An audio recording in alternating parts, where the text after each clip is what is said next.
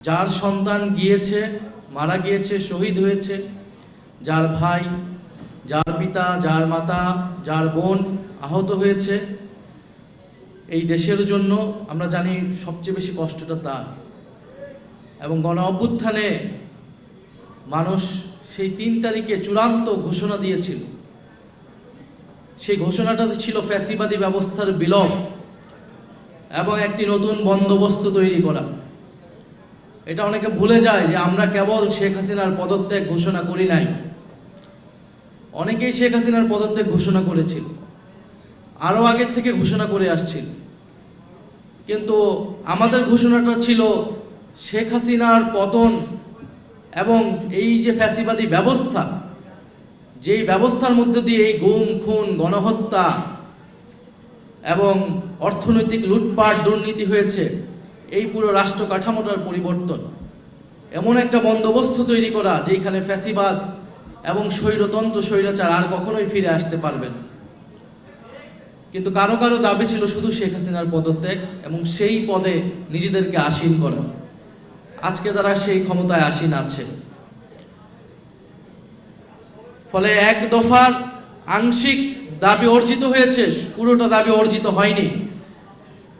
এবং এই পুরোটা দাবি অর্জিত না হওয়ার পিছনে দুঃখজনকভাবে যারা আমাদের সেই সময় সাথে ছিল তারাই সবচেয়ে বেশি বিরোধিতা করেছে। যারা আজকে জুলাই সনদ বাস্তবায়ন করছে না, যারা আজকে গণভোটের গণরায় বাস্তবায়ন করছেন, তারা শহীদ মিনারের সেই এক দফার ঘোষণা সেই দিন সেটাকে আংশিকভাবে সমর্থন করেছিল, কিন্তু তারা পরবর্তীতে সেটার সাথে বিদ্রোহ করেছে। যদি এক দফা সম্পূর্ণভাবে অর্জিত হতো, সম্পূর্ণভাবে বাস্তবায়িত হতো, তাহলে আজকে 2 বছর পরে এসে কিশোর আলিফের চোখ যেত না। আজকে পুলিশ আবার দলীয়করণ হতো না, আজকে আমলাতন্ত্র আবার দলীয়করণ হতো না, আজকে আবারও চাঁদাবাজি, দুর্নীতি, সন্ত্রাসে সারা দেশ ছেয়ে যেত না। আমরা দেখছি মানুষের চুলায় এখন গ্যাস নাই, গ্রামে গ্রামে বিদ্যুৎ নাই, ঘরে ঘরে কোনো চাকরি নাই, দেশে একটা নতুন হাহাকার দেখতে পাচ্ছি। জুলাই সনদ বাস্তবায়িত হয় নাই, শহীদ পরিবাররা তাদের বিচার পায় নাই, আহত যোদ্ধারা পুনর্বাসিত হয় নাই, অর্থাৎ দেশের কোনো পরিবর্তনই হয় নাই।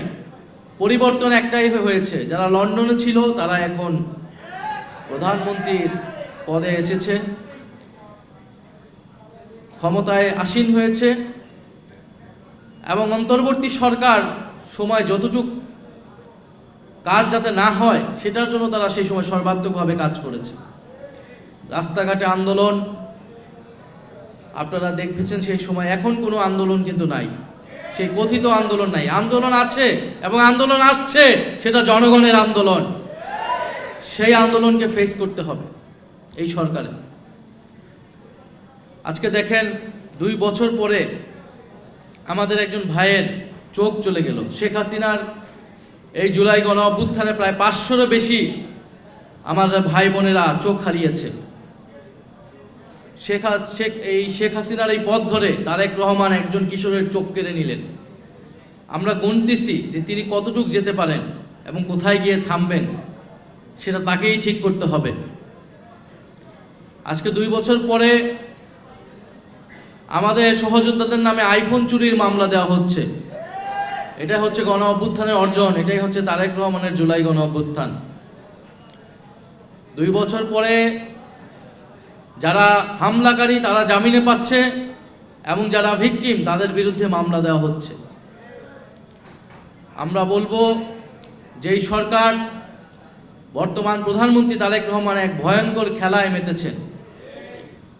উনি এখনো বুঝতেই পারছেন না দেশের কি পরিবর্তন হয়েছে। উনি দেশে সেটা বলেছিলেন যে অনেক পরিবর্তন হয়ে গিয়েছে। পরিবর্তনটা তো এই দেশের তরুণদের মননে মগজে হয়েছে, এটা নিয়ে এখনো বুঝতেই পারেন নাই। উনি একজন নাসিরউদ্দিন পাটোয়ারির মুখের ভাষা নিয়ে বিএনপির লোকেরা এখন কথা বলছে, অথচ গত 16 বছর সংসদে দাঁড়ায় কথা বলতে পারে নাই। এরকম অপমান, অশ্রাব্য গালিগালাজ তাদেরকে করেছিল, সেই সময় নির্যাতিত হয়েছিল, নিপীড়িত হয়েছিল, কোথাও মাথা উঁচু করে কথা বলতে পারে নাই। যেই রাষ্ট্রপতি তাদের দলীয় প্রধান, তাদের প্রতিষ্ঠাতা সবাইকে নিয়ে কটূক্তি করেছে, তাদের সেই রাষ্ট্রপতিকে চুপ্পুকে বর্তমান সরকার সম্মানজনকভাবে বিদায় দিয়েছে। ফলে যদি একজন নাসিরউদ্দিন পাটোয়ারি বা একজন ওসমান হাদি কথাকে আপনাদের কাছে ভদ্রতার মাপকাঠিতে না ঠিক মনে না হয়, তাহলে আপনারা এখনো বুঝতেই পারছেন না যে বাংলাদেশের প্রতিটা ঘরে ঘরে এরকম সাহসী নাসিরউদ্দিন পাটোয়ারি এবং ওসমান হাদিরা তৈরি হয়ে গিয়েছে। মুখের ভাষা এরকম কেন হলো? কারণ আপনি গত 2 বছরে দেশের কোনো পরিবর্তন করতে পারেন নাই। তারেক রহমান ক্ষমতায় হয়তো 5 মাস 6 মাস, কিন্তু অন্তর্বর্তী সরকারের সময় থেকেই তার এবং তার দলের একটা ভূমিকা ছিল। সেই ভূমিকাটা ছিল সংস্কার যাতে না হয়, দেশের যাতে কোনো পরিবর্তন না হয়, বিচার যাতে সম্পূর্ণ না হয়। ভুয়া মামলা দিয়ে বিচার ব্যবস্থাকে পণ্ডুল করেছে। আজকে যে বিচার ব্যবস্থা আটকে রয়েছে, আমরা সংসদে সেটা নিয়ে কথা বলেছি। সেটা কেন? কারণ বিএনপির লোকেরা 5ই আগস্টের পরে জেলায় জেলায় ভুয়া মামলা দিয়েছে, মামলা বাণিজ্য করেছে। সে মামলা বাণিজ্যের কারণে মামলাগুলা দুর্বল হয়ে গিয়েছে। ট্রাইব্যুনালে যে কয়েকটা মামলা আছে শুধু সেগুলোর রায় এখন হচ্ছে, এবং সবগুলা তদন্ত রিপোর্ট অন্তর্বর্তী সরকারের সময় যতটুকু দাখিল করা হয়েছে সেটারই রায় হচ্ছে। নতুন কোনো মামলার রায় তদন্ত দাখিল বা আমরা রায় কিন্তু দেখি না এই সরকারের সময়। আহতদের হেলথ কার্ড দেওয়া হয়েছে, সেই হেলথ কার্ড এখন কাজ করছে না। তারা নতুন কি এক হেলথ কার্ড দিচ্ছে যেটা জনগণ পাচ্ছে না, শুধু তাদের দলের নেতাকর্মীরাই পাচ্ছে। ফলে এই যে প্রতারণার রাজনীতি, সেইখান থেকে সরকারকে সরে আসতে হবে। আমি মনে করি আমাদের শহীদ পরিবার এবং আহত যোদ্ধাদের যে সকল দাবি দেওয়া এখনো অপূরণ রয়েছে সেগুলো পূরণ করতে হবে। দেখবেন প্রত্যেকটা জেলায় বিভিন্ন জুলাই স্মৃতিস্তম্ভ হয়েছে অন্তর্বর্তী সরকারের সময়। সেই স্মৃতিস্তম্ভকে কে বা কাহারা কয়েকদিন পর পর আগুন জ্বালিয়ে দেয়, কারণ সরকার বা প্রশাসন সেগুলোকে সংরক্ষণের কোনো ধরনের ব্যবস্থা নেই। এবং যে কবরগুলো বাধাই করার প্রকল্প নেওয়া হয়েছিল বিগত সরকারের সময়, সেটা এই সরকার গত 5 মাসে সেটাতে কোনো হাত দেয় নাই, এবং সেটা সম্পন্ন হয় না। এই 5 মাসে সেটা সম্পন্ন হয়ে যাওয়ার কথা ছিল। এরকম বলা শুরু করলে এই সরকারের এখন পর্যন্ত তারা শহীদ পরিবার এবং আহত যোদ্ধাদের জন্য কোনো ধরনের একটি স্টেপই নেয় নাই। স্টেপ নিয়েছে শহীদ পরিবার বা আহতদেরকে ডাকে কোনো একটা প্রোগ্রামে ডেকে বলে এই এনসিপির বিরুদ্ধে কথা বলতে হবে, সার্জিস হাসনাতের বিরুদ্ধে কথা বলতে হবে। সংসদে নিয়ে যেয়ে তারা এরকম জুলাই যোদ্ধা এরকম নাম দিয়ে এখন আমাদের উপরে আক্রমণ করতেছে। তো এইভাবে তারা নিজেদেরকে প্রোটেক্ট করতে পারবে না। আমরা বলবো আজকে এক ঐতিহাসিক দিন, স্মরণীয় দিন। আমরা জুলাই গণ অভ্যুত্থানের সকল শহীদদেরকে স্মরণ করছি শ্রদ্ধার সাথে। আমরা মনে করি শহীদ পরিবার আহত তারা দেশের সম্পদ, এ রাষ্ট্রের সম্পদ। এদেশকে মুক্ত করার জন্য, স্বাধীনতার জন্য তারা জীবন দিয়েছে, রক্ত দিয়েছে। সেই রক্তের বিনিময়ে এখন আমরা কথা বলতে পারছি, ক্ষমতা বা ক্ষমতার বাইরে যারাই আছে না কেন। ফলে আমরা যদি এই এক দফা বাস্তবায়ন করতে না পারি, যেটা নতুন বন্দোবস্ত এবং নতুন বাংলাদেশ, যার শুরুটা আমরা প্রথম থেকে বলেছিলাম যে নতুন সংবিধানের মাধ্যমে হতে হবে।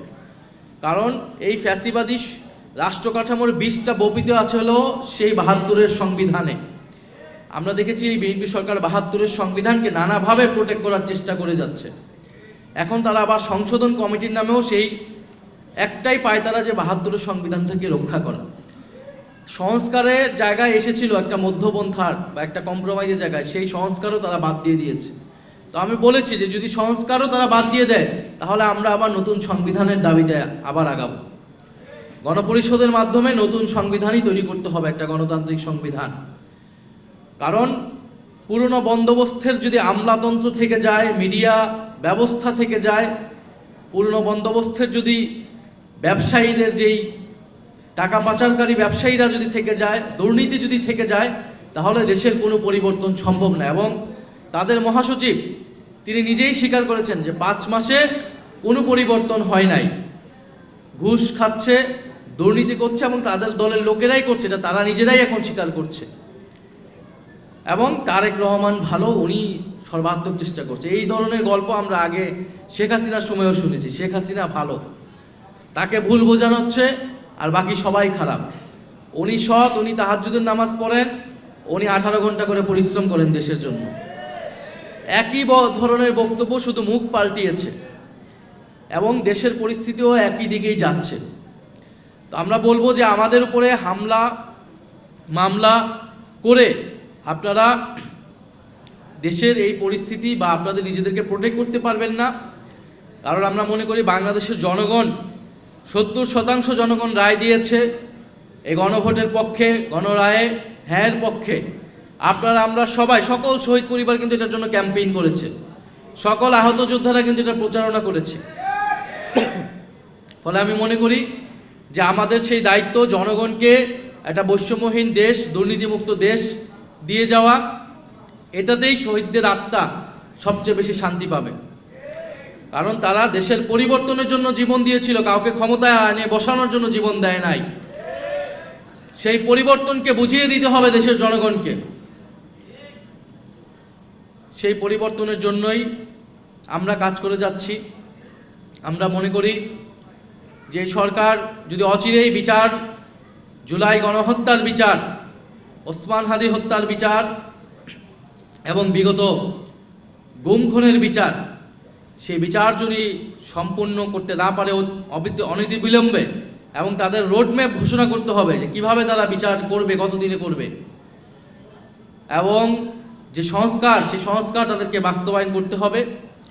অন্যথা যে আন্দোলন আমরা চালু রেখেছি, শুরু করেছি, সে আন্দোলন আরও তীব্র থেকে তীব্রতর হবে। এনসিপি এবং সমমনা যে শক্তিগুলো রয়েছে, আমরা ঐক্যবদ্ধভাবে এই সরকারকে বাধ্য করব জুলাই সনদ বাস্তবায়ন গণভোটের গণরায়ের আলোকেই বাস্তবায়ন করতে হবে এবং জুলাই গণহত্যার বিচার নিশ্চিত করতে হবে।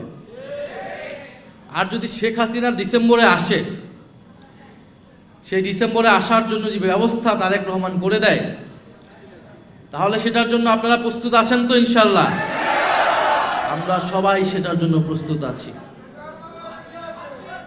ফাঁসির মঞ্চে, এয়ারপোর্ট থেকে সরাসরি ফাঁসির মঞ্চে কোনো কথা হবে না। পুরো বাংলাদেশের জনগণ, 1400 শহীদ পরিবার, 30,000 আহত, লক্ষ কোটি ছাত্র জনতা সেদিন থাকবে বাংলাদেশের রাজপথে, ঢাকার রাজপথে, সরাসরি ফাঁসির মঞ্চে নিয়ে যাবে। ফাঁসি কার্যকর না হওয়া পর্যন্ত রাজপথ থেকে ঘরে ফিরবো না আমরা। যদি এই পরিস্থিতি তারেক রহমান দেখতে চায়, দিল্লির সাথে সমঝোতা করে, তাহলে তাই করুক, আমরা সেটার জন্য প্রস্তুত আছি। এবং তারেক রহমানকে বলবো আপনি তাকে নিয়ে আসার ব্যবস্থা করুন। আওয়ামী লীগের পুনর্বাসনের কথা আপনারা এটা একবার করে দেখেন। আপনাদের যদি হিম্মত থাকে আওয়ামী লীগের পুনর্বাসন করে বাংলাদেশের রাজনীতি করবে, এই পরিকল্পনা যদি কারো থাকে, তার যদি হিম্মত থাকে, সাহস থাকলে সেটা সে করে দেখাক। যে আওয়ামী লীগের বিরুদ্ধে বাংলাদেশের জনগণ 5ই আগস্ট ঘোষণা দিয়েছে যে মুজিবের মূর্তি ভেঙে মুজিববাদের নিশ্চিহ্ন ঘোষণা করেছে এই দেশের জনগণ, এমনি এমনি না, রক্ত দিয়ে এই অর্জন আমরা পেয়েছি। এখন আমাদেরকে বিভিন্ন পত্রিকার মাধ্যমে বিভিন্ন এটা সেটা বিভিন্ন টাকা খেয়ে জুলাইয়ের ইতিহাস বিকৃত করবে, জুলাইকে ভুলিয়ে দিবে। এত সহজ যদি হতো তাহলে তারা কতটুকু করতে পারে সেটা বাংলাদেশের জনগণ দেখে নেবে। আজকে 3রা আগস্ট আমাদের জাতীয় ঐক্যের দিন, আমরা জাতীয় ঐক্য ধরে রাখতে চাই। 3রা আগস্ট বা 5ই আগস্ট পর্যন্ত জাতীয় ঐক্যের ভিত্তি ছিল শেখ হাসিনার বিতাড়ন। 5ই আগস্টের পরে জাতীয় ঐক্যের ভিত্তি হয়েছে নতুন বন্দোবস্ত এবং ফ্যাসিবাদী ব্যবস্থার বিলোপ এবং বিচার। এর ভিত্তিতে আমরা ঐক্যবদ্ধ হব। যদি তারেক রহমান বিচার করতে পারে, যদি সংস্কার বাস্তবায়ন করতে পারে, আমরা অবশ্যই ঐক্যবদ্ধ হব। ফ্যাসিবাদকে রোধ করার প্রশ্নে আমরা ঐক্যবদ্ধ হব। কিন্তু আপনি কিছুই করবেন না, আপনি শুধু বিভিন্ন জায়গায় ঘুরে বেড়াবেন, বিভিন্ন কার্ড বিতরণ করবেন, আর আপনার লোকেরা দুর্নীতি করবে, আপনার লোকেরা সন্ত্রাস করবে, আমাদের ছোট ভাইয়ের লোক চোখ কেড়ে নিবে, চাঁদাবাজি করবেন, টেন্ডারবাজি করবেন, আর আপনাদের জাতীয় ঐক্যে আমাদেরকে যেতে হবে। এরকম জাতীয় ঐক্যের সাথে বাংলাদেশের জনগণ নাই, এনসিপি নাই। আমরা মনে করি জনগণের ভিতরে ঐক্য আছে। অনেকে বলে জুলাইয়ের ঐক্য জনগণের ভিতরে আছে, মানুষের ভিতরে ঐক্য আছে। মানুষ বৈষম্যের বিরুদ্ধে এখন ঐক্যবদ্ধ, দুর্নীতির বিরুদ্ধে এখন ঐক্যবদ্ধ, চাঁদাবাজির বিরুদ্ধে ঐক্যবদ্ধ, সন্ত্রাসের বিরুদ্ধে ঐক্যবদ্ধ। সেই ঐক্য আপনারা অচিরেই দেখতে পাবেন। সেই ঐক্য আপনাদেরকেও ফেস করতে হবে। যদি আপনারা এখনো সময় আছে, যদি না শুধরান, 5 মাস যদি বলেন সময় দিতে হবে, সময় দিতেও আমরা প্রস্তুত আছি। কিন্তু এইভাবে আপনারা যদি সুশাসন দিতে না পারেন, তাহলে তো দেশ চালাতে আপনারা পারবেন না। তারা বলতেছে যে আমরা তো নির্বাচিত হয়ে আসছি। তো নির্বাচিত হয়ে আসা মানেই যে আপনি 5 বছর থাকবেন, এটা আপনাকে কে বলছে? কেউ নির্বাচিত হইলে সে 5 বছর থাকবে, এইটা তো কোনো ম্যান্ডেট জনগণ দেয় না। নির্বাচিত হওয়া মানে সে সর্বোচ্চ 5 বছর পারবে। পৃথিবীর বিভিন্ন দেশে প্রধানমন্ত্রীরা পদত্যাগ করে সরে যাইতে বাধ্য হয় যদি গুড গভর্নেন্স দিতে না পারে, যদি সুশাসন দিতে না পারে, যদি যেই প্রতিশ্রুতি জনগণের কাছে দিয়েছে সেই প্রতিশ্রুতি রক্ষা করতে না পারে। ফলে আপনার সর্বোচ্চ সময়সীমা 5 বছর, সর্বনিম্ন কত সেটা আপনাকেই ঠিক করতে হবে। 5 মাস গিয়েছে, আর কতদিন সেটা আপনি ঠিক করবেন আপনার কাজের মাধ্যমে, আপনার সরকারের পারফরমেন্সের মাধ্যমে। তো এখন পর্যন্ত যেটা পারফরমেন্স মাইনাসের দিকে যাচ্ছে, তো বেশি মাইনাস হলে হিমশীতল হয়ে যায়, সব কিছু কিন্তু বরফ হয়ে যাবে। তো সেইটা হওয়ার আগেই আপনাদেরকে পদক্ষেপ নিতে হবে। প্রিয় শহীদ পরিবারবৃন্দ, আমি জানি আপনাদের অনেক অভিযোগ আমাদের প্রতি আছে, আহতদের অনেক অভিযোগ আমাদের প্রতি আছে, কিন্তু আমরা সর্বাত্মকভাবে চেষ্টা করে যাচ্ছি। এখনো 5ই আগস্টের পর থেকে আমরা সর্বাত্মকভাবে চেষ্টা করেছি আপনাদের জন্য কাজ করার, এদেশের জন্য কাজ করার। কারণ আমরা বিশ্বাস করি আমরা আপনাদের সন্তান। আজকে আপনার সন্তানের জায়গায় আমি থাকতে পারতাম, আমাদের যে কোনো সমন্বয়ক সহযোদ্ধা থাকতে পারত, আমার মা এখানে বসে থাকতে পারতেন। ফলে আপনাদের সেই ব্যথা কিছুটা হলেও আমরা বোঝার চেষ্টা করি। তো আপনারা আমাদের জন্য দোয়া রাখবেন, আমাদেরকে সাহস দিবেন। আমরা যদি 10 জন হই, 10 জনই আমরা অন্যায়ের বিরুদ্ধে দাঁড়াবো। নতুন কোনো ফ্যাসিবাদ স্বৈরতন্ত্র বাংলাদেশে হতে দিব না। এটা আমাদের 3 তারিখের শহীদ মিনারের ঘোষণা ছিল। ক্ষমতায় যাওয়ার জন্য আমরা আন্দোলন করি নাই, ক্ষমতায় আমাদেরকে পরিস্থিতির কারণে যেতে হয়েছিল। কিন্তু আপনারা বিএনপি সরকার সংস্কার না করে নির্বাচনের জন্য চাপ দিয়ে আজকে দেশে তারা ক্ষমতায় এসেছে, তা আপনারা ক্ষমতা চালান। কিন্তু আমরা কোনো স্বৈরতন্ত্র, কোনো দুর্নীতিতন্ত্র, কোনো বৈষম্য আমরা এই বাংলাদেশে হতে দেব না। তো সেটার জন্য আমাদের প্রস্তুতি আছে, আমরা কাজ করব ইনশাল্লাহ। প্রিয় শহীদ পরিবারবৃন্দ এবং আহত যোদ্ধাবৃন্দ, আপনারাও ঐক্যবদ্ধ হবেন, আপনাদের জায়গা থেকে কথা বলবেন এবং আপনারা কোনো ভয় পাবেন না। এই দেশের, মনে রাখবেন, এই দেশের আপনারা সম্পদ। আপনাদের সন্তানরা আপনাদের অঙ্গহানির বিনিময়ে এই দেশ স্বাধীন হয়েছে। যদি আপনাদের সামনে বড় বড়কে কথা বলার চেষ্টা করে, আপনারা তাদেরকে শুনিয়ে দিবেন যে আপনাদের সন্তান আপনাদের কতটা স্যাক্রিফাইস এখানে এসেছে। যারা প্রোপাগান্ডা করছে জুলাই গণ অভ্যুত্থানের বিরুদ্ধে, আপনাদের বিরুদ্ধে, এই প্রোপাগান্ডা টিকবে না।